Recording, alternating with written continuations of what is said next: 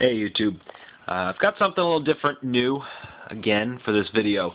I was sent a box of samples by a friend of mine over on Basenotes, and I figured I just got them in today, or actually yesterday. Figured I'd take some first sniffs with you guys and see if there's any here that would be of interest for splitting. I've only smelled one of these, which I will get to in a minute. The other four are completely new to me. So we'll see what they have in store for us. So I have four from the House of Montal and one of the Dior exclusive lines. Now, before we get into this, I know that there has been some recent discussions over the House of Montal, whether or not they're actually legitimately Montal or not, and gripes about whether or not Pierre Montal is just a front man or if it's this guy from Dubai, and I'm not going to get into that. There's been talk that the house is disbanding and this, that, and the other thing. I'm going to, for the sake of this video, I'm just going to ignore that. It really doesn't hold much relevance, but if you want to know more, look at Basenotes, Google search it, you might find something on it. So, let's get into it. First, start with the Montal house. The first one we're going to go with is Montal's Oud Flowers.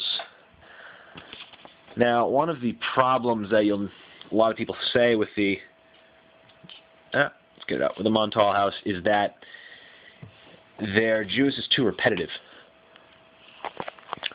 Alright,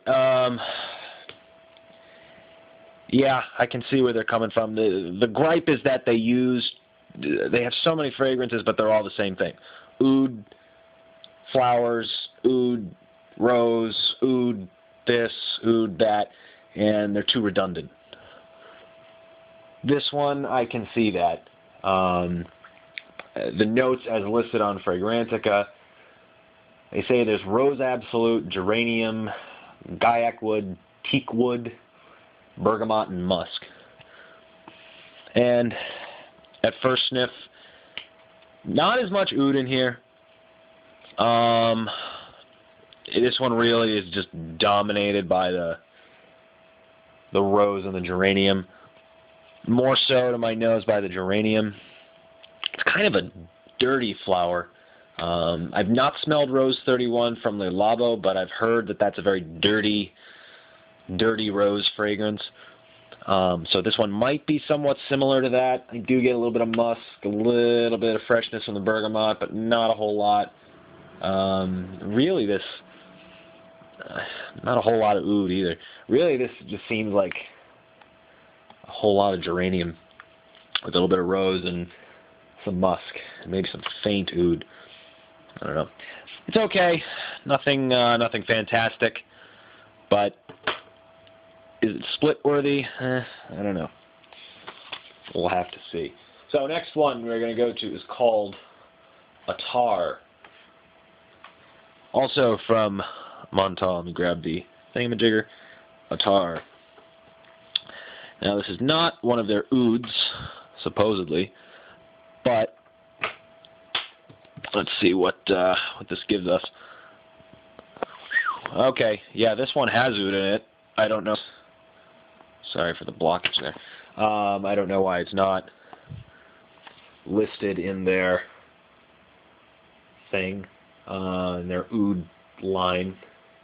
The notes listed are rose, oud, and sandalwood. That's it.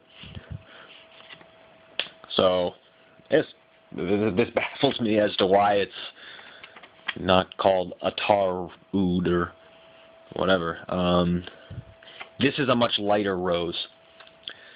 This is not dirty by any means.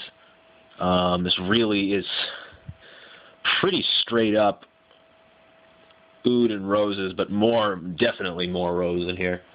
This is, I don't get any sandalwood. This is definitely very dominant, a pink rose.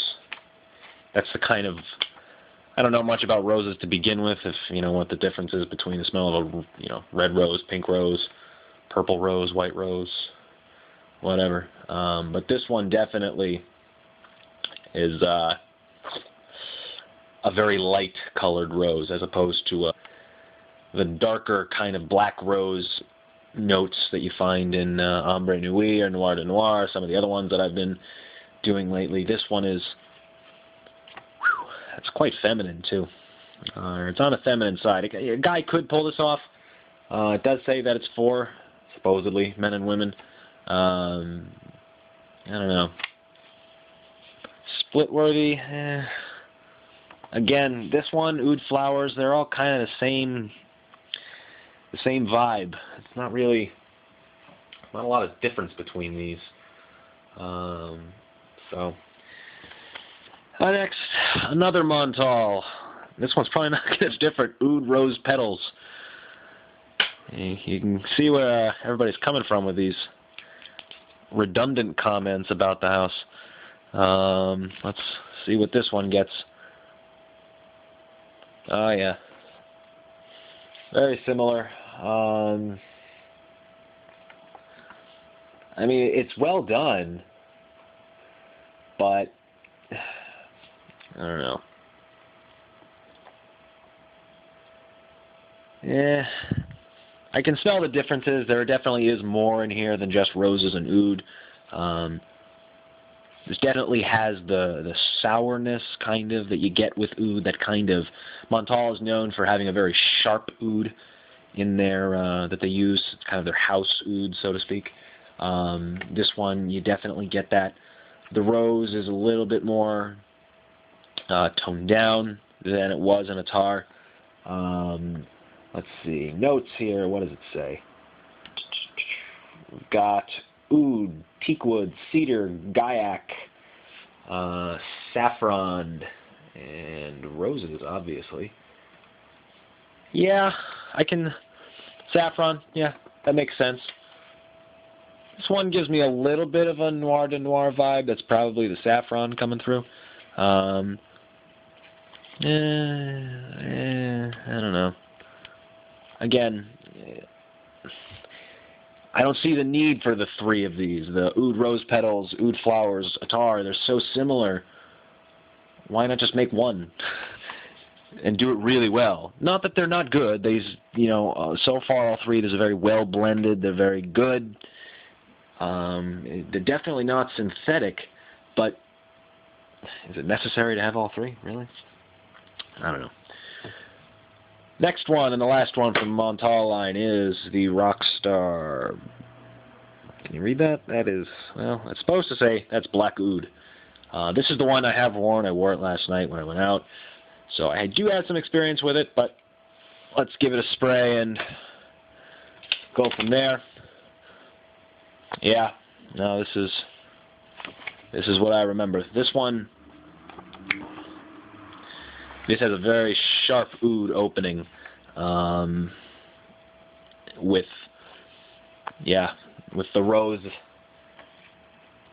Yeah, this is, to me, the best of the four Montals that I've smelled here. The notes they list: rose, labdanum, I think that's how you pronounce that, musk, patchouli, mandarin orange, and oud. I will agree with Mark's review of this that mandarin orange is nowhere to be found. There's definitely no citrus in here. I don't get that. Musk is very, very, very far in the back, if at all, anywhere. This one is very rose dominated and a very, very sharp oud note. Very sharp. I like this. This would be my favorite of the four. Unfortunately, my girlfriend said last night that I smelled like a girl. She did not like this whatsoever. So she probably will not be liking if I do anything with this. But yeah, this one of the four Montals, if I was going to split one, that would be it. All right, let's move out of Montal and go into the Dior exclusive. This is, can you read that? Eau Noir. Gosh, my focus sucks on here. Anywhere better? No. Well, this is Au Noir. This is, let me take this out of here. Look at this juice. It's green. This stuff is odd. I could sniff it when I took the cap off. But let's take a look and see what we can get out of this. Oof! Wow. That is different. Kind of like a licorice-y sort of smell. Sheesh. Well, wow, this is... Huh.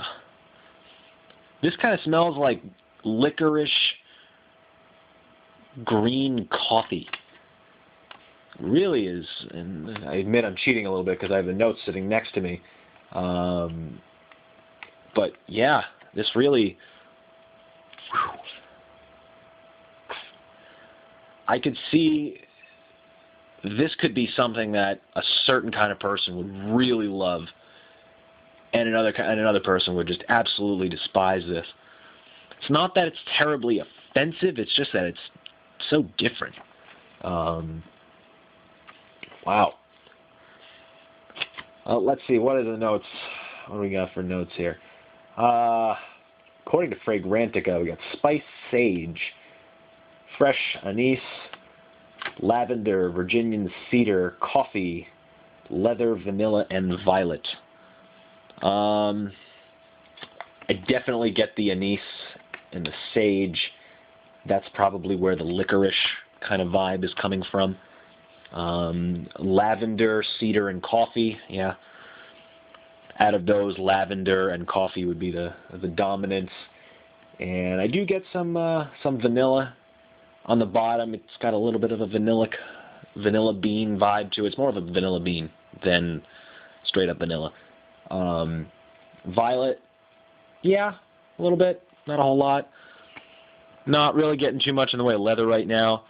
Again, I'm trying